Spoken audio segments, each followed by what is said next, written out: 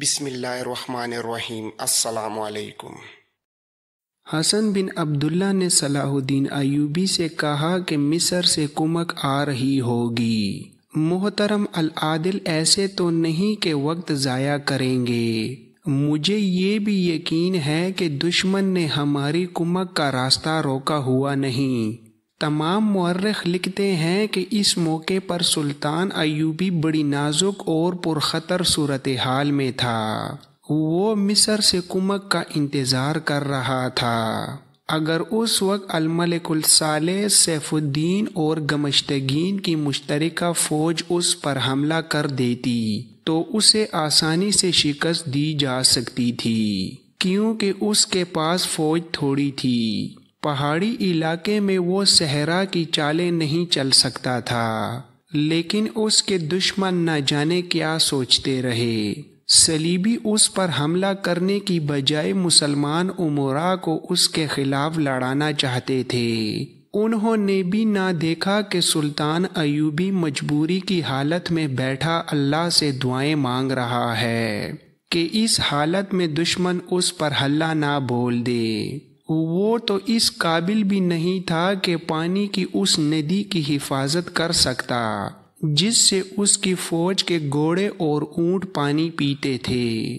صلیبی یا اس کے مسلمان دشمن اگر عقل سے کام لیتے تو چھاپہ ماروں کے ذریعے اس کی کمک اور رسد کا راستہ روک سکتے تھے یا کمک کی رفتار سست کر سکتے تھے۔ سلطان ایوبی نے اس راستے کو گشتی چھاپہ ماروں کے ذریعے محفوظ کر رکھا تھا۔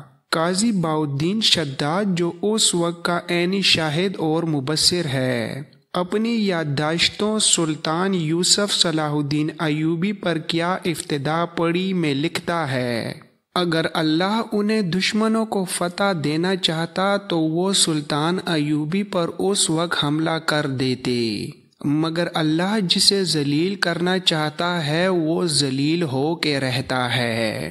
انہوں نے سلطان ایوبی کو اتنا وقت دے دیا کہ مصر سے کمک پہنچ گئی۔ سلطان نے اسے اپنی فوج میں مدغم کر کے اپنی مورچہ بندی کو نئی ترتیب دے دی اور حملے سے پہلے اس نے تمام تر گھوڑوں کو پانی پلایا اور پانی کا ذخیرہ بھی کر لیا۔ سلطان ایوبی کی بے چینی کا یہ عالم تھا کہ رات کو سوتا بھی نہیں تھا۔ اس نے جہاں جہاں اپنی مختصر سی فوج مورچہ بند کر رکھی تھی وہاں جاتا، غور کرتا اور اپنی اسکیم کے مطابق یقین کر لیتا تھا کہ اس کے یہ تھوڑے سے سپاہی دشمن کا حملہ روک لیں گے۔ قرون حماتہ میں جہاں ایک پہاڑی سینگوں کی طرح دو حصوں میں بٹ جاتی تھی، اس نے دشمن کے لیے پھندا تیار رکھا ہوا تھا، مگر مسئلہ یہ تھا کہ اس جگہ اتنی تھوڑی نفری سے وہ صرف دفاعی جنگ لڑ سکتا تھا۔ جوابی حملہ جو جنگ کا پانسا پلٹنے کے لیے ضروری ہوتا ہے ممکن نظر نہیں آتا تھا۔ اس کے جاسوسوں نے اسے یہ بھی بتا دیا تھا کہ صلیبی کوشش کریں گے کہ مسلمان امراء کو سلطان ایوبی کے خلاف اس طرح لڑایا جائے کہ جنگ طول پکڑ جائے تاکہ سلطان ایوبی پہاڑی علاقے سے باہر نہ نکل سکے اور محصور ہو کر دفاعی جنگ لڑتا لڑتا ختم ہو جائے۔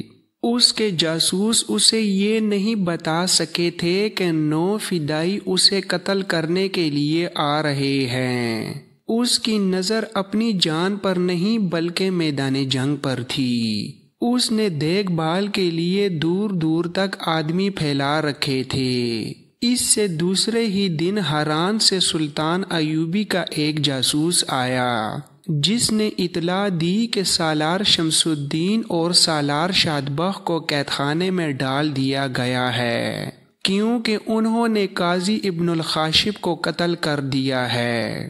جاسوس کو قتل کی وجہ کا علم نہیں تھا۔ سلطان ایوبی کے چہرے کا رنگ بدل گیا۔ ان دونوں بھائیوں کے ساتھ اس نے بہت سی امیدیں وابستہ کر رکھی تھیں۔ اسے معلوم تھا کہ گمشتگین کی فوج کی کمان ان دونوں کے ہاتھ ہوگی اور ان کی فوج لڑے بغیر تتر بتر کر دی جائے گی۔ جاسوس نے یہ اطلاع بھی دی کہ اب میدان جنگ میں فوج کی کمان گمشتگین خود کرے گا، اور یہ بھی کہ وہ اپنی فوج مشترکہ کمان میں دے رہا ہے۔ سلطان ایوبی نے کہا، حسن بن عبداللہ، یہ دونوں بھائی زیادہ دن قید میں نہ رہیں۔ اس آدمی جاسوس سے معلوم کرو کہ حران میں اپنے کتنے آدمی ہیں، اور کیا وہ ان دونوں سالاروں کو قید خانے سے فرار کرا سکتے ہیں۔ مجھے ڈر ہے کہ ان دونوں کو گمشتگین قتل کرا دے گا۔ اسے پتہ چل گیا ہوگا کہ یہ دونوں سالار میرے جاسوس ہیں۔ میں انتظار نہیں کر سکتا کہ حران کو جا کر محاصرے میں لوں اور قلعہ سر کر کے انہیں رہا کراؤں، اس سے پہلے کہ گمشتگین کوئی اوچھا فیصلہ کر بیٹھے۔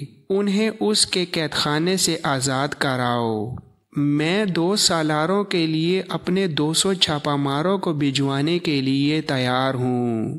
حران میں اپنے آدمیوں کی کمی ہو تو یہاں سے چھاپا مار بھیجو۔ حسن بن عبداللہ نے کہا، بندوبست ہو جائے گا۔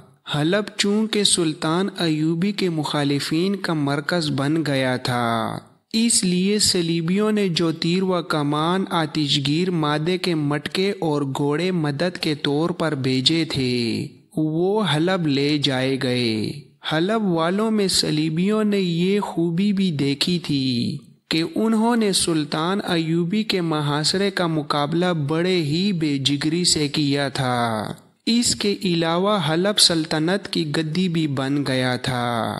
صلیبی مشیروں نے موصل میں سیف الدین کو اور حران میں گمشتگین کو پیغام بھیجے کہ ان کی مشترکہ فوج کے لیے مدد آ گئی ہے اور وہ فوراً حلب میں آ جائیں۔ مورخین کے مطابق ان کی ملاقات حلب شہر سے باہر ایک ہرے بھرے مقام پر ہوئی، جہاں تینوں میں ایسا معاہدہ ہوا جو تحریر میں نہ لایا گیا۔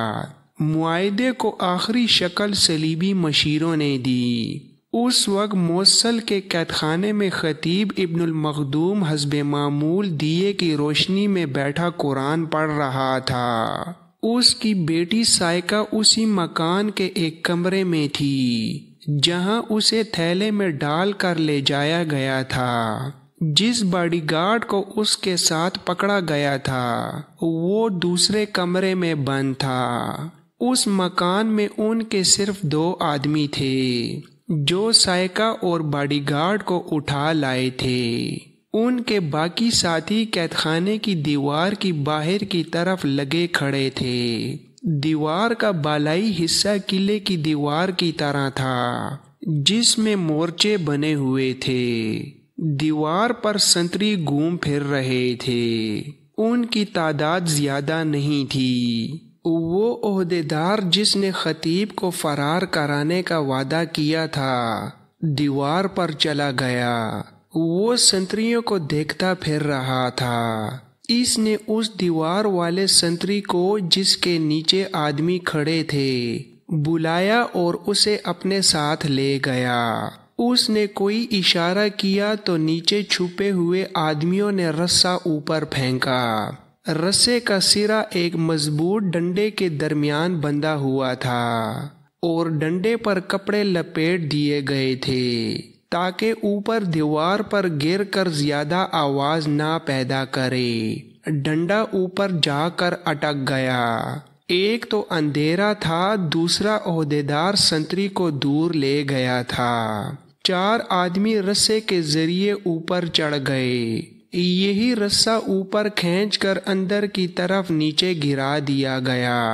چاروں نے خنجر نکال کر اپنے اپنے منہ میں پکڑ لیے اور رسے سے نیچے اتر گئے۔ انہیں عہدیدار نے اندر کا نقشہ سمجھا رکھا تھا۔ اندر کچھ روشنی تھی اور کہیں کہیں مشعلیں بھی جل رہی تھیں۔ کوٹری کی ایک قطار کے آگے برآمدہ تھا جس میں ایک سنتری ٹہل رہا تھا۔ یہ چاروں چھپ گئے۔ سنتری ان کی طرف آیا تو ایک آدمی نے کہا، ادھر آنا بھائی۔ وہ جوں ہی ادھر گیا تو 2 آدمیوں کے گرفت میں آ گیا۔ دل پر خنجر کے 2 وار کام کر گئے۔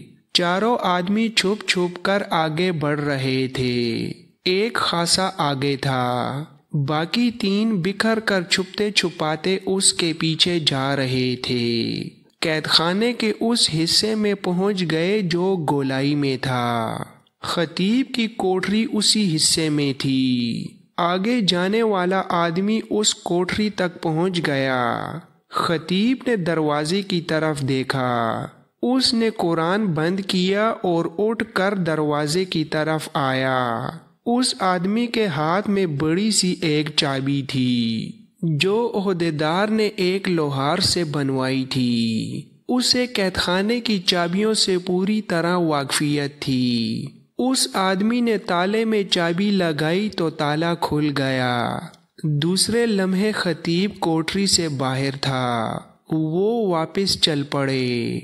دوڑتے قدموں کی آواز سنائی دی اور یہ آواز، ٹھہر جا، کون ہے؟ ادھر سے اسے کہا گیا، بھاگ کے آؤ دوست۔ یہ آواز اندھیرے سے ابری تھی۔ وہ جوں ہی اس جگہ پہنچا تو ایک خنجر اس کے دل میں اتر گیا۔ وہ آگے کو جھکا تو اس کی پیٹھ کی طرف سے ایک اور خنجر اس کے دل تک جا پہنچا۔ خطیب کو رسے تک لے آئے۔ سب سے پہلے ایک آدمی اوپر چڑھا، پھر خطیب آیا۔ عہدیدار نے سنتری کو کہیں دور لے جا کر باتوں میں الجھا رکھا تھا۔ وہ سب اوپر آئے، رسا کھینچ کر باہر کی طرف پھینکا اور سب نیچے اتر گئے۔ عہدیدار کو قید خانے کے باہر سے ایک گیدڑ کے بولنے کی آواز سنائی دی۔ اس نے سنتری کو دوسری طرف بھیج دیا اور خود وہاں آیا جہاں رسا لٹک رہا تھا۔ وہ تیزی سے رسا اتر گیا۔ یہ سب اس مکان میں چلے گئے جہاں سائکا اور باڈی گارڈ تھے۔ اپنے باپ کو دیکھ کر سائکا کے جذبات بے قابو ہو گئے۔ جب صبح طلوع ہوئی تو موصل سے میلوں دور 4 گھوڑے جا رہے تھے۔ ایک پر خطیب سوار تھا، دوسرے پر سائکا، تیسرے پر قید خانے کا عہدیدار اور چوتھے پر ایک اور آدمی۔ یہ آدمی سلطان ایوبی کے جاسوسوں میں سے تھا۔ وہ باڈی گارڈ کو پکڑ کر لانے والے پارٹی میں تھا۔ اس نے باڈی گارڈ سے بڑے قیمتی راز اگلوائے تھے۔ وہ جب موصل سے بہت دور پہنچ گئے تو اس وقت باڈی گارڈ کی لاش اسی مکان میں کہیں دفن کی جا چکی تھی۔ رات کو جب یہ پارٹی فرار ہوئی تو باڈی گارڈ کو قتل کر دیا گیا تھا۔ اس وقت قید خانے میں بھی قیامت برپا ہو چکی تھی۔ اندر 2 سنتریوں کی لاشیں پڑی تھیں۔ خطیب بھی غائب تھا۔ عہدیدار کا بھی کسی کو علم نہ تھا کہ کہاں چلا گیا ہے، اور دیوار کے ساتھ باہر کی طرف ایک رسا لٹک رہا تھا۔ والی موصل کے ہاں تو 1 روز پہلے سے ہی یہ قیامت برپا ہو چکی تھی کہ سیف الدین نے یہ حکم دے دیا تھا کہ اس کا باڈی گارڈ سائکا کو قید خانے کے بہانے کسی اور جگہ لے جانے اور اس تک پہنچانے کے لیے گیا تھا، لیکن لڑکی اتنی خوبصورت تھی کہ باڈی گارڈ کی نیت خراب ہو گئی اور وہ اسے کہیں بھگا لے گیا۔ یہ تو وہ سوچ بھی نہیں سکتا تھا کہ باڈی گارڈ کو لڑکی سمیت پکڑ لیا گیا تھا۔ حران کے قید خانے میں سالار شمس الدین اور شادبخت قید تھے۔ سلطان ایوبی نے حکم دے دیا تھا کہ انہیں وہاں سے نکالنے کا بندوبست کیا جائے، لیکن انہوں نے حران میں اپنا جو گروہ تیار کر رکھا تھا وہ پہلے ہی بندوبست کر چکا تھا۔ ان سالاروں نے فوج اور انتظامیہ کی ہر سطح پر 1-2 آدمی داخل کر رکھے تھے۔ سالاروں کے فرار میں دشواری یہ تھی کہ انہیں قید خانے کے تہہ خانے میں رکھا گیا تھا۔ وہاں سے نکالنے کے لیے کوئی خصوصی طریقہ اختیار کرنے کی ضرورت تھی۔ خدا نے ان کی مدد کی۔ گمشتگین کو حلب سے بلاوا آ گیا اور وہ اپنے اعلیٰ حکام، مشیروں اور محافظوں کو ساتھ لے کر روانہ ہو گیا۔ شمس الدین اور شادبخ کی گرفتاری کے متعلق صرف گمشتگین کے قریبی حلقوں کو علم تھا۔ قاضی کے قتل کو بھی شہرت نہیں دی گئی تھی۔ فوج تک کو معلوم نہ تھا کہ ان کے 2 اعلیٰ کمانڈروں کو قید خانے میں ڈال دیا گیا ہے۔ گمشتگین کے جانے کے 1 روز بعد قید خانے کے داروغہ نے دیکھا کہ 3 گھڑ سوار گھوڑے دوڑاتے آ رہے ہیں۔ وہ گھر سے باہر آئے تو اس نے دیکھا کہ ان کے ساتھ 2 گھوڑے خالی ہیں۔ دن کا وقت تھا۔ گھوڑے قید خانے کے دروازے پر آ کر رک گئے۔ ایک سوار نے حران کی فوج کا جھنڈا بھی اٹھا رکھا تھا۔ یہ جھنڈا میدان جنگ میں سالار اعلیٰ کے ساتھ ہوتا تھا۔ ان سواروں میں ایک کماندار تھا اور دوسرے 2 سوار سپاہی تھے۔ وہ محافظ دستے کے معلوم ہوتے تھے۔ قید خانے کا داروغہ جو بڑے دروازے کی سلاخوں میں سے دیکھ رہا تھا اس کماندار کو جانتا تھا۔ وہ باہر آیا اور کماندار سے پوچھا کہ وہ کیوں آئے ہیں۔ کماندار نے کہا، بادشاہوں کے حکم نرالے ہوتے ہیں۔ شراب کے نشے میں ان سالاروں کو قید میں ڈال دیا جن کے بغیر فوج ایک قدم نہیں چل سکتی۔ اب حکم ملا ہے کہ دونوں کو قید خانے سے نکالا جائے۔ داروغہ نے پوچھا، آپ دونوں سالاروں کو لینے آئے ہیں؟ کماندار نے کہا، ہاں، انہیں جلدی لے جانا ہے۔ داروغہ نے کہا، آپ کے پاس قلعہ دار امیر گمشتگین کا تحریری حکم نامہ ہے؟ کماندار نے کہا، وہ تو کہیں باہر چلے گئے ہیں، میں وہیں سے آیا ہوں۔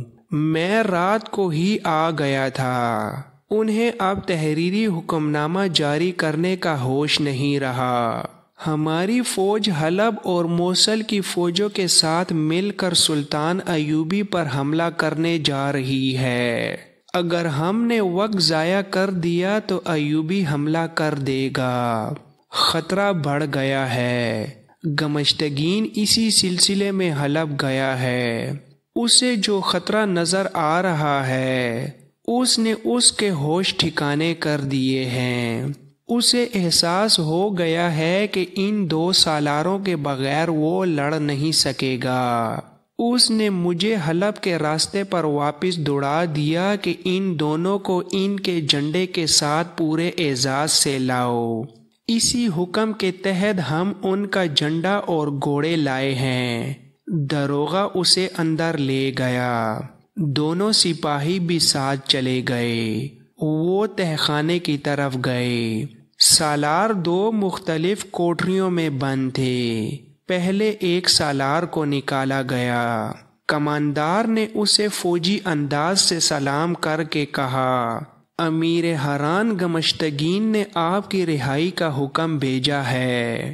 آپ کا گھوڑا اور آپ کا ذاتی محافظ ہمارے ساتھ ہے۔ آپ کے لیے حکم ہے کہ تیار ہو کر فوراً حلب پہنچیں۔ سالار نے کہا، معلوم ہوتا ہے کہ شراب کا نشہ اتر گیا ہے۔ کماندار نے کہا، میری حیثیت ایسی نہیں کہ آپ کی رائے کی تائید یا تردید کر سکوں۔ میرا کام حکم پہنچانے اور آپ کے ساتھ جانے تک محدود ہے۔ داروغہ نے ان کی باتیں غور سے سنی۔ اسے یقین ہو گیا کہ یہ کوئی گڑبڑ نہیں، لیکن دوسرے سالار کو نکالنے لگے تو داروغہ کو شک ہو گیا۔ اس سالار نے کماندار کو دیکھا تو جذبات سے مغلوب ہو کر بولا، تم آ گئے، سب ٹھیک تو ہے نا؟ اس نے داروغہ کی موجودگی کو نظر انداز کر دیا۔ داروغہ اناڑی نہیں تھا کیونکہ اس کی عمر قید خانے میں گزری تھی۔ اس نے کوٹری کا تالا کھول دیا تھا، صرف دروازہ کھلنا باقی تھا۔ اس نے تالا پھر چڑھا دیا اور بولا، تحریری حکم نامے کے بغیر میں انہیں رہا نہیں کروں گا۔ کماندار نے اس کے ہاتھ پر ہاتھ مارا اور اس سے چابی چھین لی۔ 2 سپاہی جو سالاروں کے باڈی گارڈ بن کے آئے تھے دروغہ کی پیٹھ کے ساتھ لگ گئے۔ دونوں نے خنجر نکال کر ان کی نوکیں اس کی پیٹھ پر رکھ دیں۔ کماندار نے اسے سرگوشی میں کہا، تم سلطان صلاح الدین ایوبی کے چھاپا مار جان بازوں کے قبضے میں ہو۔ تم جانتے ہو سلطان ایوبی کے چھاپا مار کیا کیا کرتے ہیں۔ اونچی آواز نہ نکلے۔ کماندار نے دروازہ کھولا۔ دروغہ کو دھکیل کر اس طرح کوٹری میں لے گئے کہ قریب سے گزرنے والوں کو بھی شک نہیں ہو سکتا تھا کہ یہاں کوئی جرم ہو رہا ہے۔ اندر لے جا کر اسے سلاخوں والے دروازے سے پرے کر لیا گیا۔ ایک سپاہی نے بڑی تیزی سے ایک رسی جو بمشکل لمبی تھی اس کی گردن کے گر لپیٹ کر رسی کو مروڑا اور 2-3 جھٹکے دیے۔ دروغہ کی آنکھیں باہر نکل آئیں۔ جب وہ ٹھنڈا ہو گیا تو اسے پتھر کے اس چوڑے بینچ پر ڈال دیا گیا جس پر قیدی سویا کرتے تھے۔